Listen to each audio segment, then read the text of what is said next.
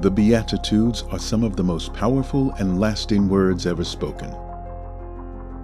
For 2 millennia, they've inspired poets, prophets, mystics, and revolutionaries. But what do they really mean? How have people throughout history understood these paradoxical blessings? And what might they say to us today? Join Sycamore Creek for an 8-week series exploring how the Beatitudes have been interpreted and lived across the centuries. Ancient words, timeless hope, and a world in need of blessing.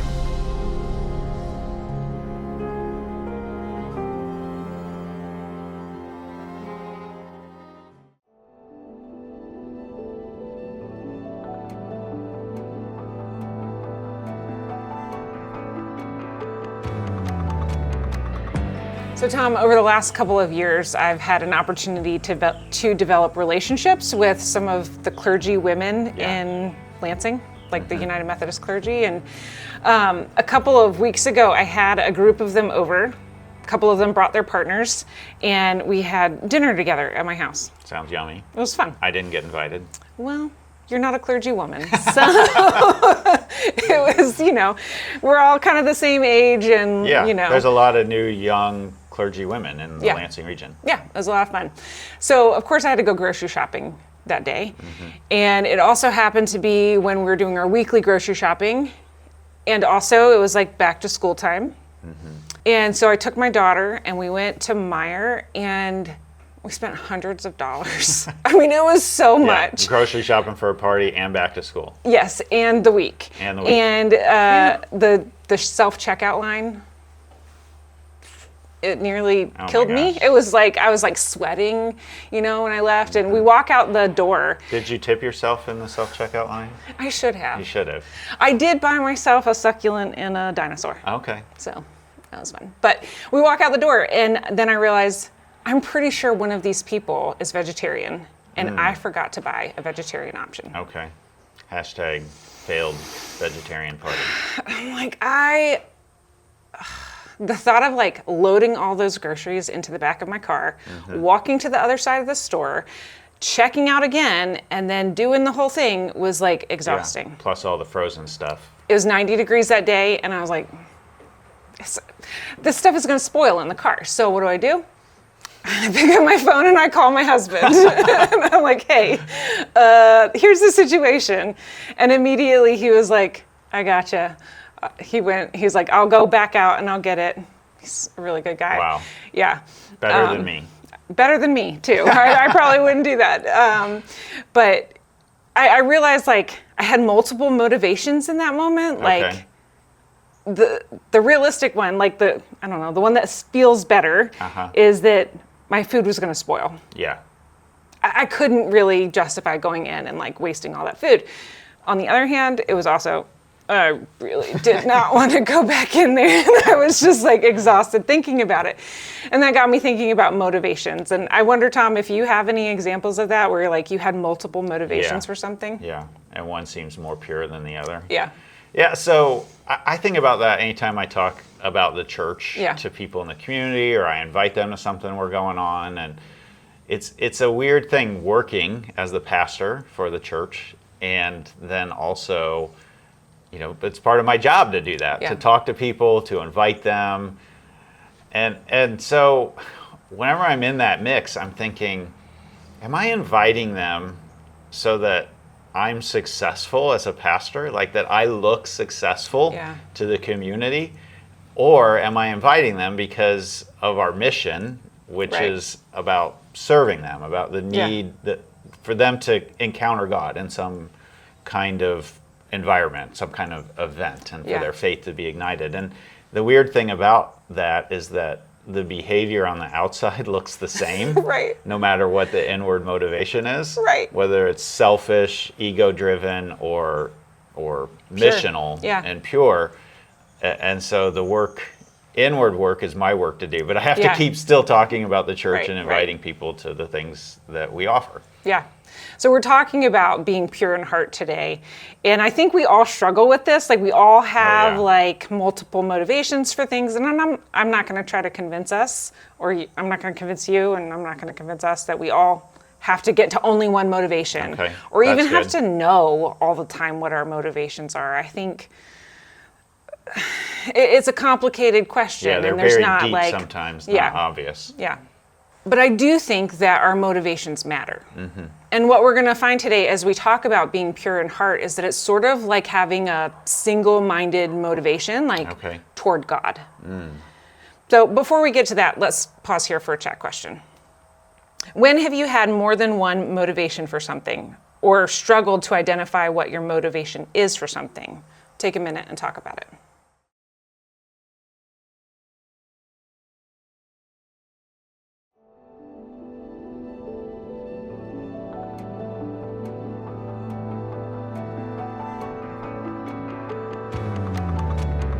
So today we're continuing in a series called Paradoxical Blessings. It's about 8 weeks. It's in my least favorite part of the Bible, which is the Beatitudes. Yep. I've kind of been dreading getting to this part of this bigger thing that we're doing on the Sermon on the Mount, where we're doing a series on Jesus' most famous teaching. And I like a lot of the Sermon on the Mount, but the Beatitudes always feel like a gut punch to me. Yeah. And this particular series, or maybe it's the resource that we're using for it, it's a book called The Beatitudes Through the Ages by Professor Rebecca Eklund. That has been a really helpful book to me because she just explores how each of the Beatitudes has been interpreted over the last 2,000 years. Yeah. And that's been a really freeing exercise for me because there's disagreement. There's different ways that Christians have interpreted it. There's not just one right way. In fact, maybe even the way that we generally think about it right now might not be the right way. And we're going to find that that's true with this whole, does it mean to be pure in heart, as we unpack that today.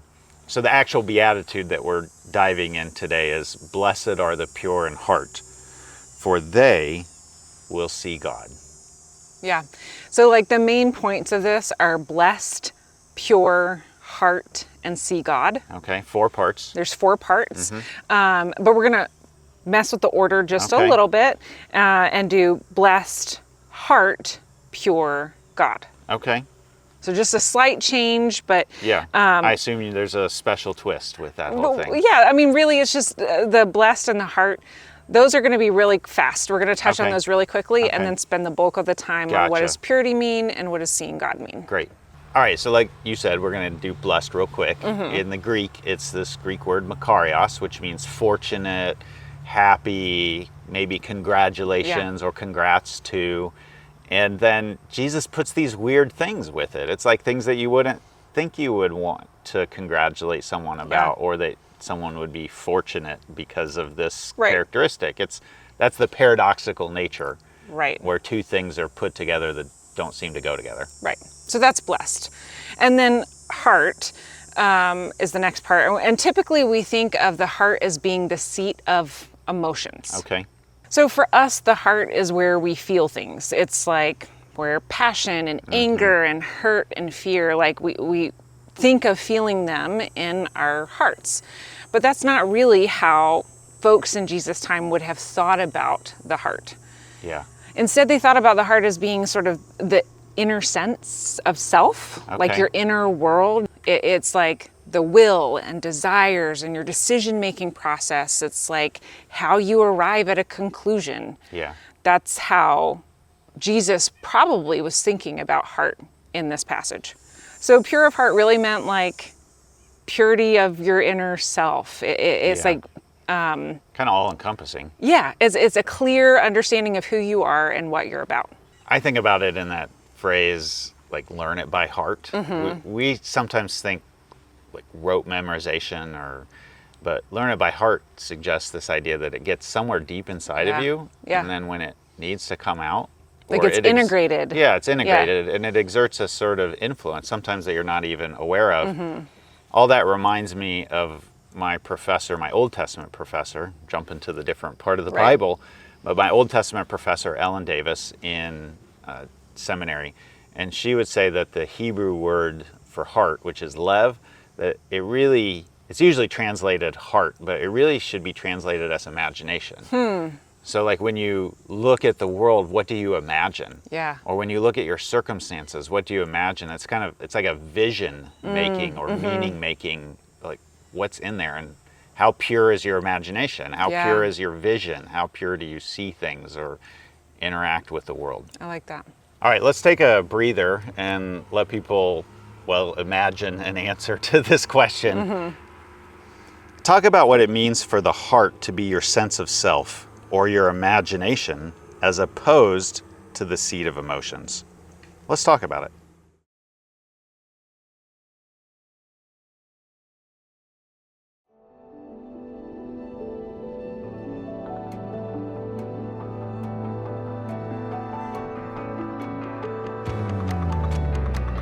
All right, so we're throwing around this word purity quite a bit. We probably need to stop and make sure, what does that mean? And we're going to learn that there's different interpretations of what it means to be pure. The first one is holiness or emptiness of sin. And this was an idea that was especially prevalent during the early monastic periods. And it had to do with kind of an extreme asceticism being like this really, really disciplined lifestyle, like not eating a lot. Like severe self-discipline. Yes, like Olympics level spirituality. But it wasn't just focused on the outward expressions of like what you did, but also a really, really significant inward focus or reflection on what's happening inside of you. And an example of this is one particular monk, Chromatius of Aquila. That was impressive. Did I get that right? I have no idea. I would have guessed.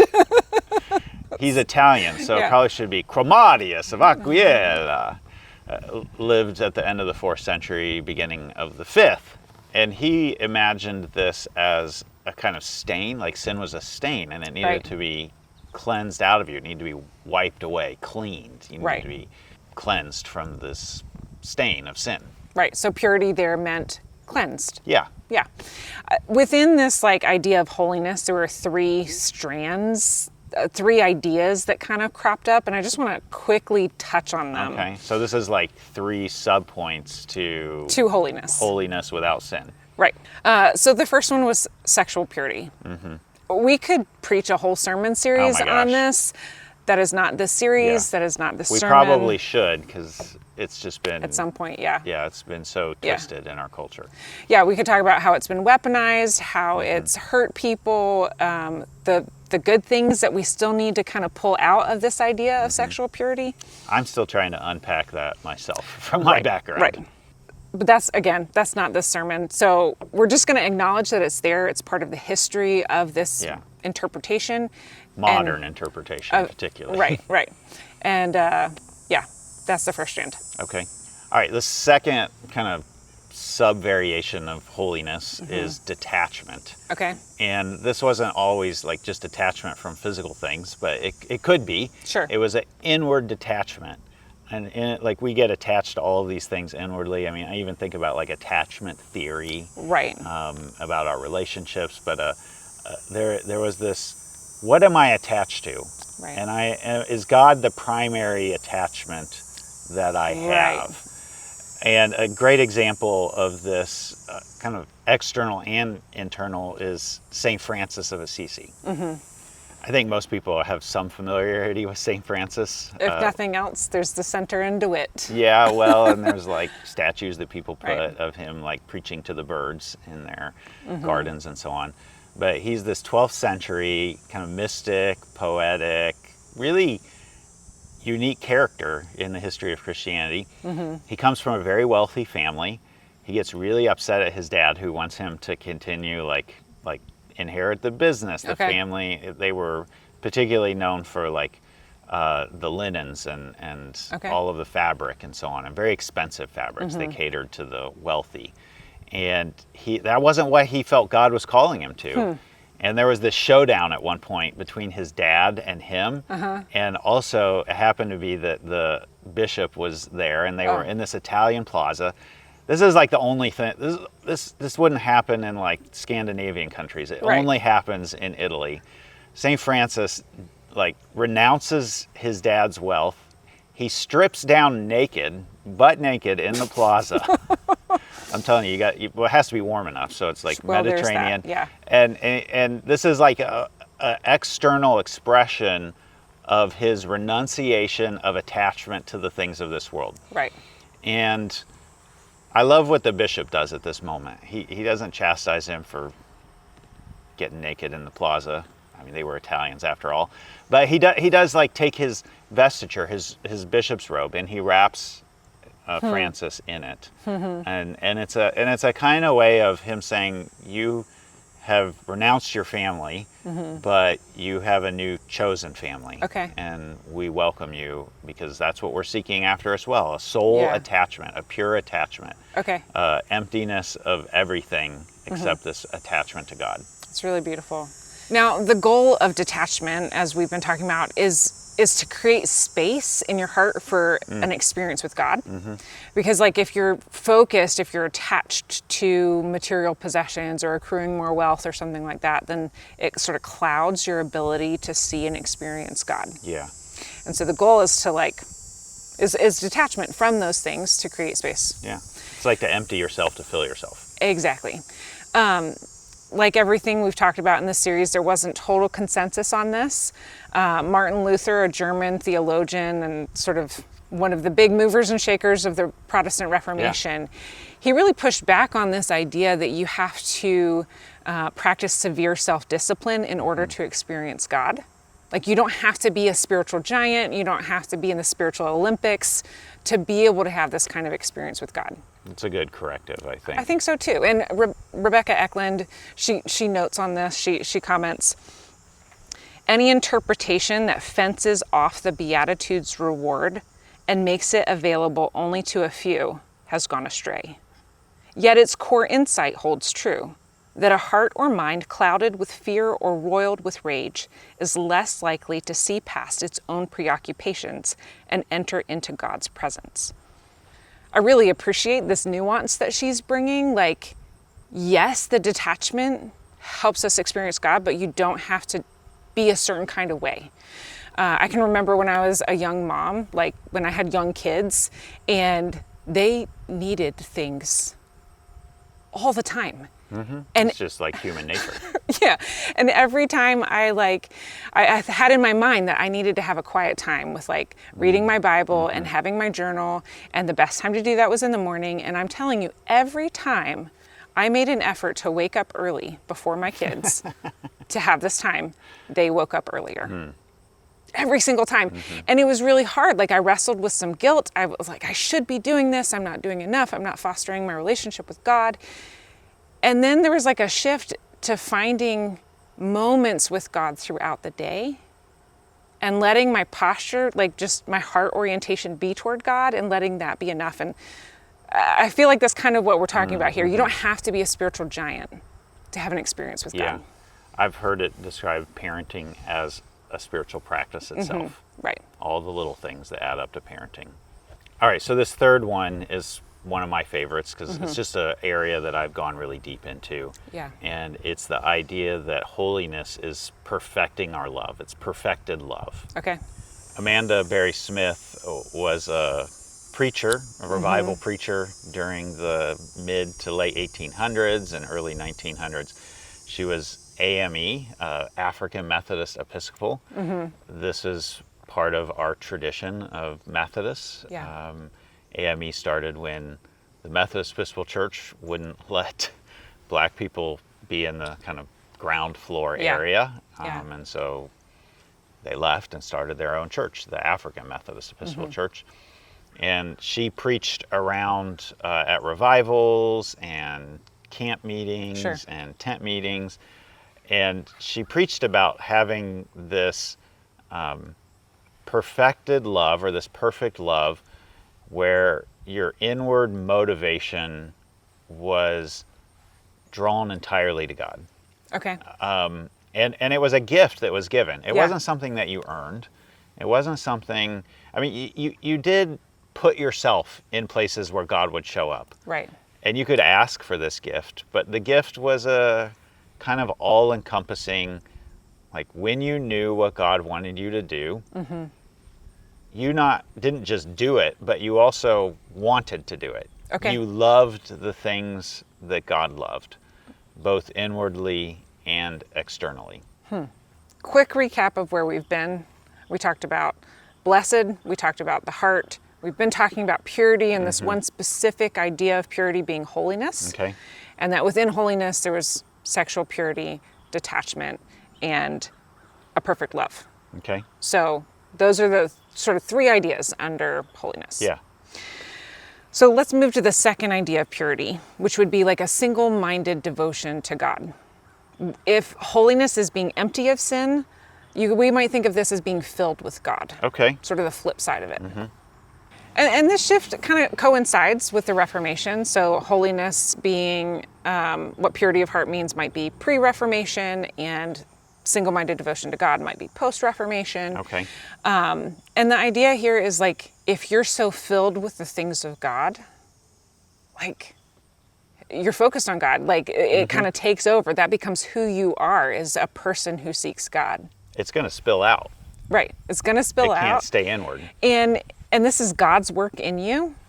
But again, like what we were talking about with a perfect love, it's not entirely passive either. There's an action that you take. It's both divine agency and human agency. Yeah. Divine action, human action. Active, and you take an initiation. Yeah, yeah. This shows up in some contemporary writings as well. Okay. Gustavo Gutierrez is a 20th century Peruvian theologian. Liberation theologian.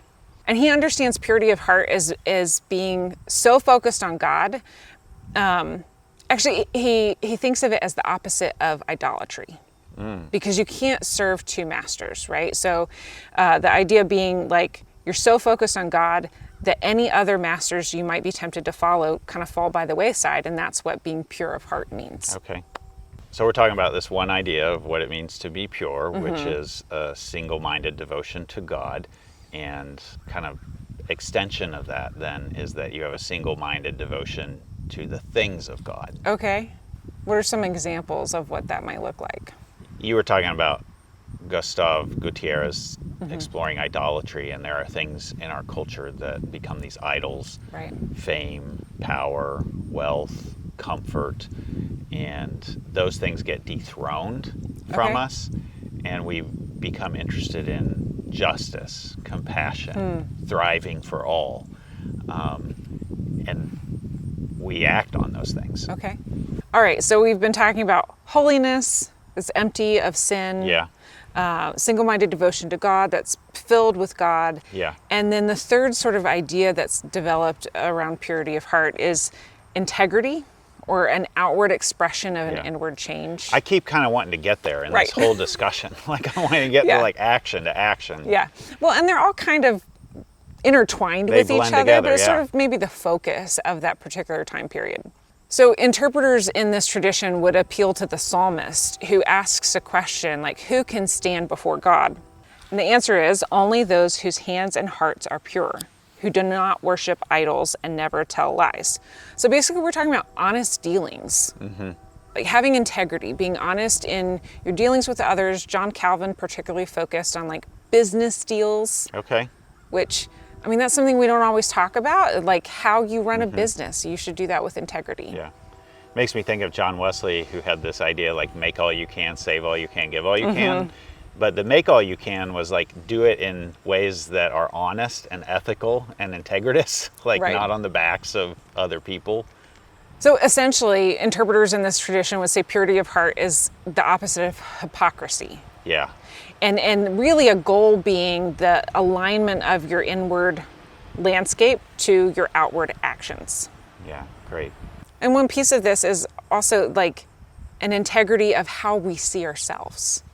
It's like seeing yourself clearly. I mean, we talked about purity of heart being your inward sense of self. Okay. And so purity of heart in this way might look like you're honest with yourself about your weaknesses and about your strengths, and like, you know who you are, and you know your dependence on God. Yu Sing Lucas Chan was a 20th, 21st century Chinese Jesuit priest, and he summarized it similar to what we've been talking about, that purity of heart is integrity, a sense of integrity between one's interior life and one's outward actions. One of the things that I like about Eklund's book is she really has a diverse set of voices across time. A Chinese Jesuit priest? Yeah, like, geographic diversity. Yeah. Let's recap purity here. So we've talked about holiness, and that's being empty of sin. We've talked about a single-minded devotion to God, and that's being filled with God. And then integrity being and the outward expression of this inward change that you've had. So that's our kind of overview on what purity of heart means. You're being really pure in making sure that we knew. And I want people to track it. Yeah. And there's a crow that is amening us in the background. Yeah. Let's pause here for a chat question and give people a chance just to catch their breath. When you think of a phrase like pure in heart, which of these interpretations make the most sense to you? Being empty of sin, full of God, or having an outward expression to match an inward change? Take a minute to talk about it.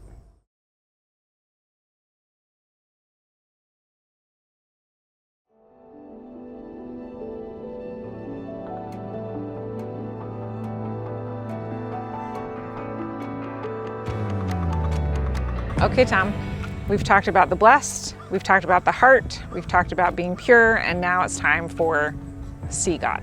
Okay. What does it mean to see God?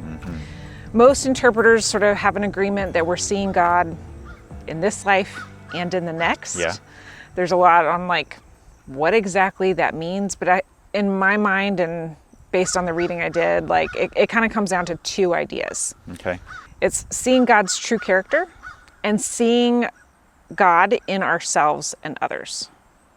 So if we're thinking of the heart as being like the essence of self, then purity of heart is seeing yourself rightly and then seeing God in other people.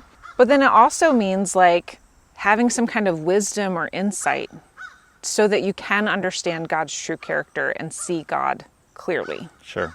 So purity of heart, really, it means seeing and understanding our true character and seeing and understanding God's true character.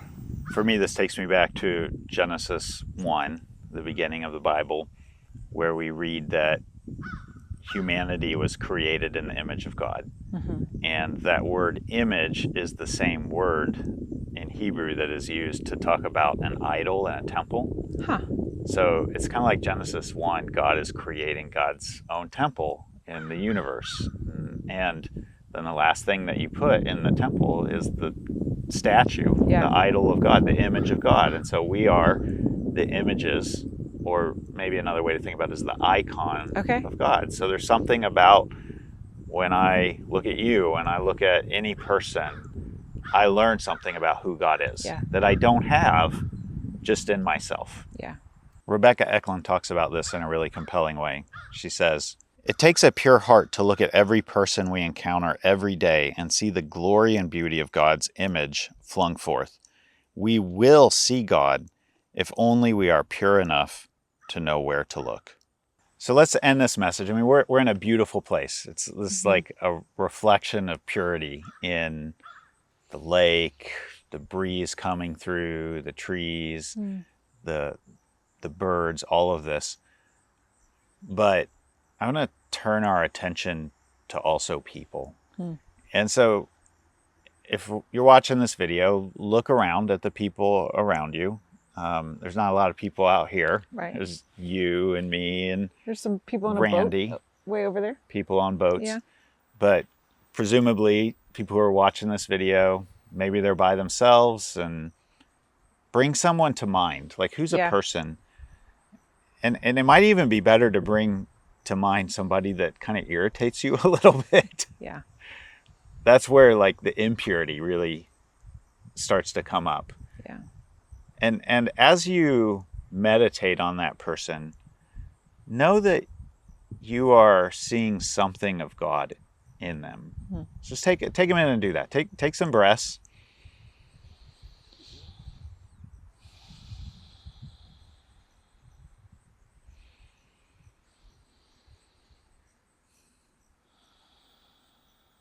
Know that you're looking at or imagining a beloved child of God.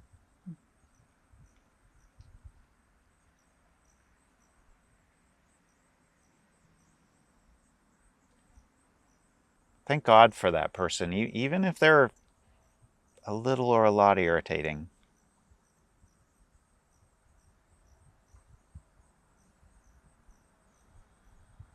As you look at this person or bring them to mind, what rises up in you? Is there anxiety, empathy, love, compassion, irritation, tension? Just notice what comes up in you.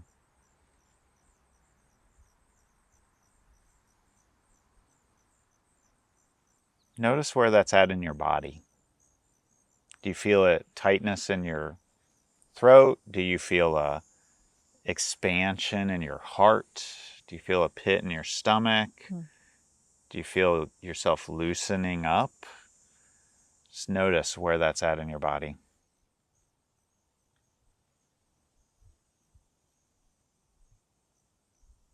And then just take a moment to name that to God.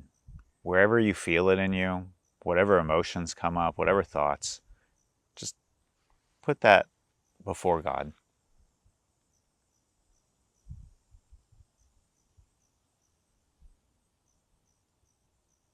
As the wind blows through, it reminds us of the Spirit of God helping to purify your inner being. And so, God, help purify our inward being, that we might love the things you love and see you in the people and everything around us.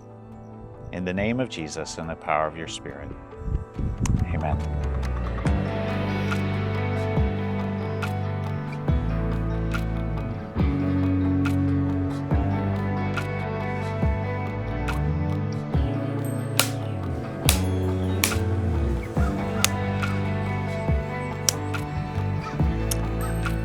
Sailing by the dock, take one. Actually, we're sitting by the dock. Take two of the takes.